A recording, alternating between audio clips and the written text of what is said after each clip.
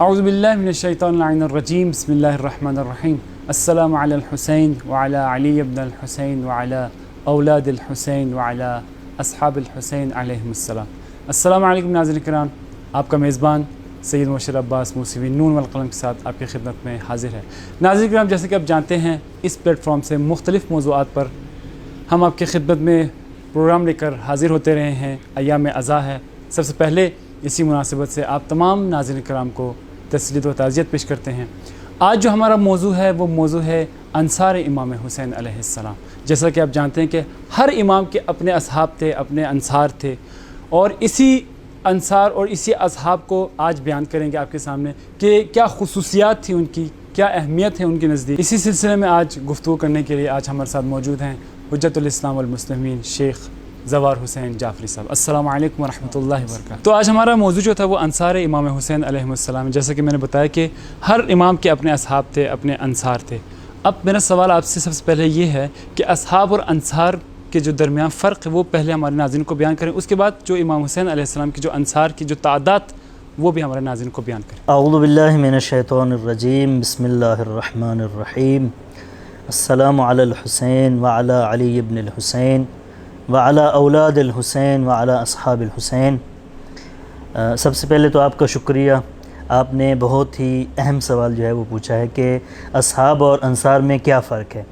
تو جہاں تک تعلق ہے اصحاب کا، اصحاب وہ ہوتے ہیں جو کسی شخصیت کے ساتھ، رسول یا امام کے ساتھ زندگی گزارتے ہیں، ان کے ساتھ رہتے ہیں اور ان کی صحبت میں رہتے ہیں، تو ان کو اصحاب کہتے ہیں۔ جبکہ انصار جو ہے وہ شخصیات ہوتی ہیں کہ جو ان سے دفاع کرتی ہیں دشمن کے مقابلے میں۔ اب ایک شخص جو ہے وہ صحابی بھی ہو سکتا ہے اور انصار بھی ہو سکتا ہے، اور ایک شخص ممکن ہے صحابی ہو اور انصار نہ ہو، اور ایک انصار ہو ایک صحابی نہ ہو۔ تو امام حسین علیہ السلام کی جب ہم انصار کی بات کرتے ہیں تو ہماری مراد شہدائے کربلا ہوتی ہے کہ جنہوں نے امام حسین علیہ السلام کے اوپر جان کا نذرانہ پیش کیا۔ اور سوال کا جو اگلا حصہ ہے وہ یہ ہے کہ انصار امام حسین علیہ السلام کی تعداد کتنی ہے۔ اس حوالے سے چونکہ یہ تاریخی واقعہ ہے اور تاریخ میں اختلاف ہے، اور خود امام حسین علیہ السلام کی جو نہضت اور حرکت ہے اس کا تقاضا بھی یہی ہے کہ جب امام حسین علیہ السلام مدینہ سے چلے ہیں تو کچھ تھے لوگ ان کے ساتھ، جب مکہ پہنچے ہیں کچھ لوگوں کا اضافہ ہوا ہے، جب مکہ سے پھر کوفہ کی طرف حرکت کی بہت سارے لوگ ان کے ساتھ جمع ہوئے، جب حضرت مسلم اور عبداللہ بن یقطر کی شہادت کی خبر موصول ہوئی تو تاریخ لکھتی ہے کہ لوگ چلے گئے، وہ جو مدینہ سے چلے تھے وہ امام کے ساتھ باقی رہ گئے، اور جب کربلا میں پہنچے تو تعداد اور تھی۔ جب ہم کتب تاریخ اور کتب مقاتل کا مطالعہ کرتے ہیں اور کتب سیر کا مطالعہ کرتے ہیں تو ہمیں 4 روایات ہمارے سامنے آتی ہیں۔ اس میں سب سے پہلی روایت مسعودی کی ہے، اس نے 600 کا عدد لکھا ہے اور اس کو علماء نے قبول نہیں کیا ہے۔ اور دوسری روایت جو ہے وہ جو ہمیں ملتی ہے وہ 145 نفر کی ہے کہ جس کو عمار دہنی نے امام باقر علیہ السلام سے نقل کیا ہے، سید ابن طاؤس اور ابن نماحلی نے اس کو نقل کیا ہے۔ اس کو بھی اسی روایت کی طرح قبول نہیں کیا گیا چونکہ یہ خلاف واقع ہیں دونوں روایتیں۔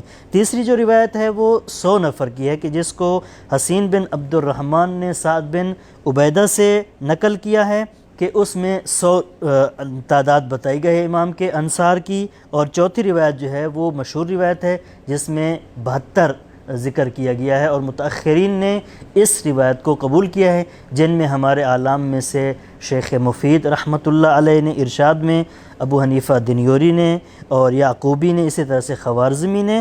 اور یہ روایت اس لیے درست ہے کہ اس کو کی روایت کرنے والا، چونکہ ابھی مخنف نے بھی اس روایت کو نقل کیا ہے، جس نے روایت کی ہے وہ ضحاک بن عبداللہ مشرقی ہے جو امام کے ساتھ جنگ لڑتا رہا ہے، اور اس نے شرط رکھی تھی امام کے ساتھ کہ جب میں دیکھوں گا کہ اب میرا ہونا آپ کے ساتھ کوئی فائدہ مند نہیں ہے تو پھر میں چلا جاؤں گا، اور امام نے بھی قبول کی تھی اور وہ آخر وقت میں پھر چلا گیا تھا۔ یہ چونکہ اس نے نقل کی ہے اور عین واقع ہے۔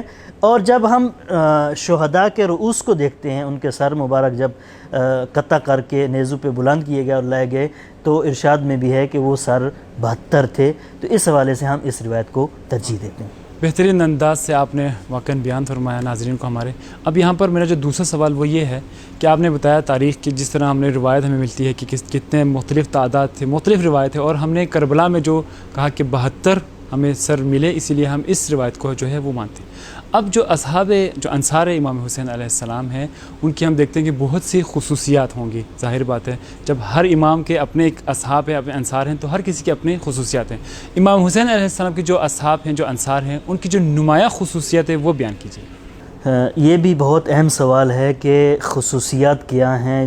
ظاہراً ان کی خصوصیات بہت ہی نمایاں ہیں اور عالی ہیں، اور بارز اور نمایاں خصوصیات جو ہیں، دیکھیں ایک کلام جو خود امام نے اپنے اصحاب کی شان میں کہا ہے، اور وہ سند ہے۔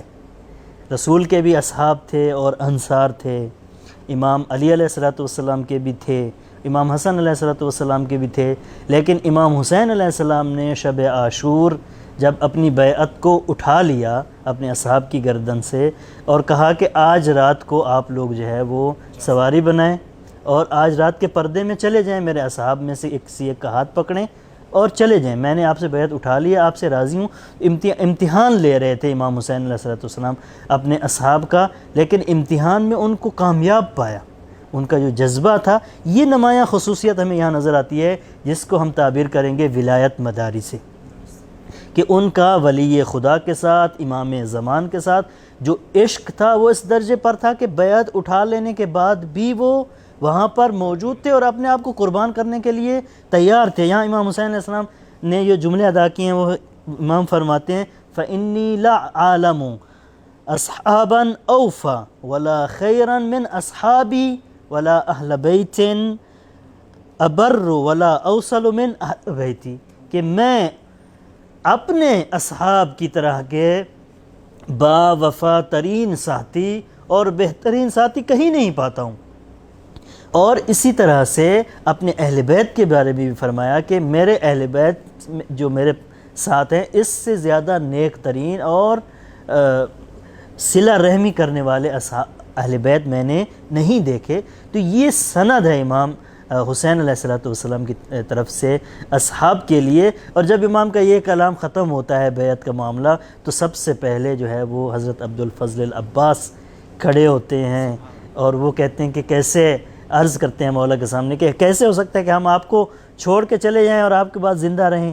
اس کے بعد بنی عقیل کھڑے ہوتے ہیں، امام کہتے ہیں کہ آپ لوگ کے لیے مسلم کی شہادت کافی ہے، لیکن وہ کہتے ہیں کہ ہم کبھی نہیں جائیں گے، لوگ ہمیں تانے دیں گے، کیسے ہو سکتا ہے کہ ہم اپنے سید و سردار کو چھوڑ دیں، دشمن کی تلواریں اسے پارا پارا کر دیں اور ہم زندہ رہیں۔ اس کے بعد سعید بن عبداللہ حنفی کھڑے ہوتے ہیں اور وہ یہ عرض کرتے ہیں کہ اگر میں مارا جاؤں، اقتل ثم احیا ثم احرق، پھر زندہ کیا جاؤں، پھر جلایا جاؤں اور مجھے ہوا میں پھینک دیا جائے اور یہ میرے ساتھ 70 مرتبہ بھی کیا جائے، تو پھر میں اپنی جان کو قربان کرنے کے لیے تیار ہوں، حالانکہ میں جانتا ہوں کہ مجھے ایک دفعہ شہید ہونا ہے۔ اسی طرح سے زہیر بن قین کے جملے بھی ہیں، اگر میں ایک ایک کو بیان کروں تو دامن وقت میں گنجائش نہیں رہے گی۔ اور وہاں سے ایک نوجوان بلند ہوتا ہے اور وہ سوال کرتا ہے امام سے، شہزادہ قاسم، کہ کیا میں بھی کل شہید ہو جاؤں گا؟ تو امام جواب نہیں دیتے، بلکہ چونکہ بچپنا ہے، نوجوانی ہے، تو امام پوچھتے ہیں کہ یا بنی کیف الموت عندک، کیسی ہے موت آپ کے سامنے؟ تو حضرت شہزادہ قاسم عرض کرتے ہیں احلی من الاصل، کہ چچا جان موت جو ہے وہ میرے نزدیک شہد سے بھی زیادہ شیرین ہے۔ یہاں نقن صاحب ایک عجیب جملہ ارشاد فرماتے ہیں، کہتے ہیں کہ فلاسفہ جو ہر چیز کی جستجو میں لگے رہتے ہیں، حقیقت جوئی میں لگے رہتے ہیں، لیکن آج تک کسی نے، قرآن نے کہا کل نفس ذائقۃ الموت، کسی نے آج تک ذائقہ موت نہیں بتایا، لیکن شہزادہ قاسم نے اپنی کم سنی میں بھی موت کا ذائقہ بتا دیا کہ اگر موت حق پر ہو تو وہ شہد سے بھی زیادہ میٹھی ہوتی ہے۔ اور اسی طرح سے ہمیں حضرت مسلم کے بارے میں جب امام یہ جملے ارشاد فرماتے ہیں، خط جب لکھا اہل کوفہ کو تو کہا، لکھا انی باعث الیکم اخی وابن عمی وثقتی من اہل بیتی، کہ میں آپ لوگوں کی طرف اپنے بھائی کو بھیج رہا ہوں، اپنے چچا زاد کو بھیج رہا ہوں، اور اہل بیت میں سے جو ثقہ ترین ہے اس کو میں بھیج رہا ہوں۔ تو یہاں شہید محمد صادق صدر جو ہے وہ یہ لکھتے ہوئے نظر آتے ہیں کہ یہ ایسے کلمات ہیں جو امام نے کسی اور صحابی یا اہل بیت کے بارے میں ارشاد نہیں فرمائے۔ اسی طرح سے ہم شہزادہ علی اکبر جب چل رہے تھے اور ایک منزل پہ گزرے، امام نے خواب دیکھا کہ یہ لوگ چل رہے ہیں اور ان کے ساتھ موت چل رہی ہے۔ واقعہ طویل ہے، میں مختصر بیان کروں گا۔ تو شہزادے نے پوچھا کہ پھر ڈرنا. امام نے کلمہ استرجاع جاری کیا، انا للہ و انا الیہ راجعون 3 دفعہ تکرار کیا. تو شہزادے نے پوچھا کہ بابا جان کیا ہم حق پہ نہیں ہیں؟ اولسنا علی حق. تو امام نے فرمایا ہم حق پہ ہیں. تو پھر عرض کرتے ہیں کہ اگر ہم حق پہ ہیں اور حق کے ساتھ ہمیں موت آ جائے تو پھر کس چیز کی پرواہ ہے. یہ جو جذبہ تھا اور جنون تھا اپنے امام پہ قربان ہونے کا، یہ جو ولایت مداری ہمیں نظر آتی ہے، یہ عالی ترین مرتبہ ہے اور ہمارے لیے رول ماڈل ہے کربلا کے شہداء میں. اس کی اور بھی بہت ساری مثالیں مل سکتی ہیں. جی بہترین انداز سے آپ نے گفتگو کی ماشاءاللہ. جس طرح سے آپ نے اصحاب کی جو ولایت مداری ہے اور بہت خوبصورت انداز سے انصار نے جس طرح سے اپنے جانیں قربان کرنے کے لیے، جیسے جناب شہزادہ اکبر ہے، جناب شہزادہ قاسم ہے اور غازی عباس ہیں، خوبصورت انہوں نے کلمات اپنے بیان کیا ہمارے ناظرین کو. اب ان اصحاب اور ان جو انصار ہیں، ان کی جو شہامت ہے، جو عبادت ہے اور جو شجاعت ہے، اس پر بھی تھوڑی سی ذرا مختصراً روشنی ڈالیے گا. جس طرح سے ہم نے ان کے عشق کو بیان کیا ولی فقیہ کے ساتھ، اسی طرح سے ان کی شجاعت اور شہامت بھی اعلیٰ درجے کی تھی کہ ان کی شجاعت اور شہامت کی گواہی ہمیں کربلا میں ملتی ہے کہ جب شب عاشور اپنی بہن زینب کے خیمے میں امام تشریف لے جاتے ہیں اور بی بی پوچھتی ہے کہ دشمن نے ہمیں گھیر لیا ہے، کہیں آپ کے اصحاب کل ہمیں چھوڑ کے نہ چلے جائیں. تو امام حسین علیہ السلام بی بی کو یہ فرماتے ہیں کہ میں نے ان کا امتحان لیا ہے اور ان کو پہاڑ کی طرح سخت، ان کو دلاور، بہادر اور چٹان کی طرح سخت پایا ہے اور وہ اپنی جانوں کو قربان کرنے کے لیے تیار ہیں. اور اسی طرح سے جب عصر عاشور جب امام اکیلے رہ جاتے ہیں اور کوئی نہیں ہوتا اور اپنے انصار کی لاشوں کے درمیان آتے ہیں اور وہ آخری استغاثہ بلند کرتے ہیں، یا ابطال الصفا و یا فرسان الحجا و ابطال الصفا، تو یہاں ان کو خطاب کرتے ہیں کہ اے میرے شاہ سوارو، اے میرے جنگجو بہادرو. یہ تو اس سے پتہ چلتا ہے کہ ان کی شجاعت بہت ہی عالی درجے پر تھی کہ معصوم جو ہے وہ کبھی خوشامد نہیں کرتے، کبھی لغو گفتگو نہیں کرتے. اور اسی طرح سے عامر بن حجاج الزبیدی جو ہے وہ اپنے لشکر والوں کو خطاب کر کے یہ کہتا ہے کہ تمہیں پتہ ہے کن کے ساتھ تم جنگ کرنے جا رہے ہو؟ کہتے ہیں تقاتلون فرسان المصر و اہل البصائر، کہ تم ان کے ساتھ جنگ کر رہے ہو جو اس شہر کے سب سے بڑے شاہ سوار ہیں، ان کے ساتھ جنگ کر رہے ہو جو صاحب بصیرت ہیں. ذرا دھیان سے جنگ کرنا. اور ایک مقولہ ہے کہ الفضل ما شاہدت بہ الاعداء، فضیلت وہی ہے کہ جس کی دشمن بھی گواہی دے. تو یہ دشمن ان کے حق میں گواہی دے رہا تھا. اور اختصاراً میں ان کی عبادت کی طرف بھی اشارہ کرنا چاہوں گا کہ تاریخ نے لکھا کہ جب امام نے آخری رات کی مہلت مانگی تو امام کے لشکر میں تاریخ لکھتی ہے کہ دویہم کدوی النحل بین قائم راکع و ساجد و قائم و قاعد، کہ امام کے اصحاب جو تھے اور اہل بیت جو تھے وہ امام کے جو انصار تھے، ان کو ہم انصار کہہ رہے ہیں، انہوں نے آخری رات شب عاشور اس طرح سے عبادت کی کہ ان کے قرآن پڑھنے، نماز شب پڑھنے اور عبادت کی مناجات کی آواز شہد کی مکھیوں کی بن بناہٹ کی طرح اٹھ رہی تھی، اور دشمن بھی اس کو سن رہا تھا کہ کوئی رکوع کی حالت میں تھا تو کوئی قیام کی حالت میں، کوئی قعود کی حالت میں تھا تو کوئی سجدے کی حالت میں. تو یہ وہ ان کی بندگی کی معراج تھی کہ اس بندگی کے ساتھ انہوں نے کل کے دن ولی خدا پر قربان ہونا تھا. ماشاءاللہ مفصل کلام آپ نے بیان کیا، بہترین انداز سے آپ نے بیان کیا. جس طرح آپ نے بتایا کہ تاریخ میں ہم جب دیکھتے ہیں تعداد کے حوالے سے تو ہم نے 72 کو قبول کیا کہ 72 ہمیں شہداء کس طرح ہمیں ملے. اب یہ سوال یہ ہے کہ یہ 72 ہی کیوں تھی؟ مثلا خدا کی کوئی عنایت ان پر تھا، یا مثلا ہم کہہ سکتے ہیں کہ نہیں یہ خاص لوگ تھے جو کہ خدا کے قریب تھے؟ یہ سوال ذرا واضح طور پر ہم نے کیا ہے تو جس کا جواب ہم چاہتے ہیں کہ بہترین انداز سے ہمارے ناظرین کو دیجیے. جی ہاں، جہاں تک تعلق ہے 72 کا اور 72 ہی کیوں، تو ہم نے جیسے پہلے ہی ذکر کیا تھا کہ امام حسین علیہ السلام نے ان کے لیے یہ جملے ارشاد فرمائے اور بہار الانوار میں بھی ہمیں یہ جملے ملتے ہیں. اس سے پتہ چلتا ہے کہ خدا کی یہ خاص عنایت اور خدا کا یہ خاص چناؤ تھا کہ جو ہر کسی کے شامل حال نہیں تھا.